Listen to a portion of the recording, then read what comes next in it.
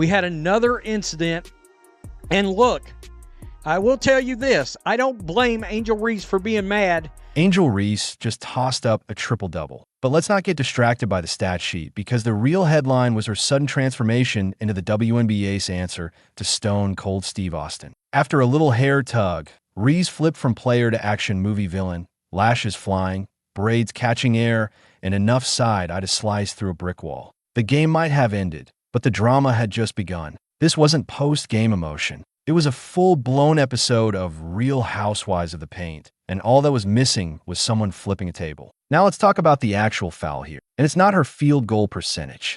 It's the hair grab, not the 10 boards, not the double-digit box score. No, it's the fact that in a professional league, someone decided it was totally fine to snatch another player's braid like she was shopping for wigs in a rush. And then Reese decides to swing her arms ready to throw hands. How is this not being treated like the sports crime it is? NBA guys sneeze wrong and get texts. But Reese out here reeling in opponents like she's deep-sea fishing. If you think Reese should be suspended, comment Mebounds down below. Let's go. You can't just grab hair and expect people to clap. This is an 8th grade gym class or a high school hallway scrap. It's the WNBA, and don't insult us by calling it incidental contact. That was a straight-up tactical yank, like she was trying to disarm a tripwire. Don't get me wrong, that hair pull should be a flagrant, but what Reese did is just as worse. And instead of calling it out, people bent over backward to frame her as the emotional underdog. She's just passionate. Oh, please. If someone so much as breathed in her direction,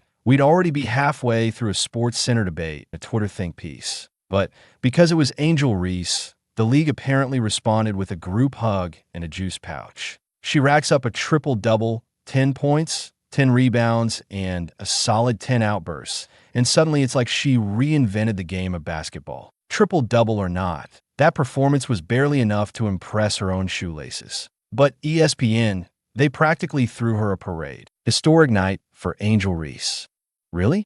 Historic for what? Cranking the drama dial up to 100 while shooting 28%? Yes, a triple-double is nice if you're not chucking up bricks like you're doing construction. But somehow, that low-efficiency stat line became the storyline of the week. Meanwhile, Caitlin Clark drops a clean 30, takes more hits than a crash test dummy, and doesn't get a single headline unless it involves someone body checking her in the next. Reese gets a mid-range stat night, and ESPN acts like she solved world hunger. Are we giving out MVPs based on vibes now? And the irony, it's Olympic level. Angel Reese is out here treating her own hair like it's priceless Faberge crystal. One finger gets close, and she's in full courtroom testimony mode. But someone else's braid?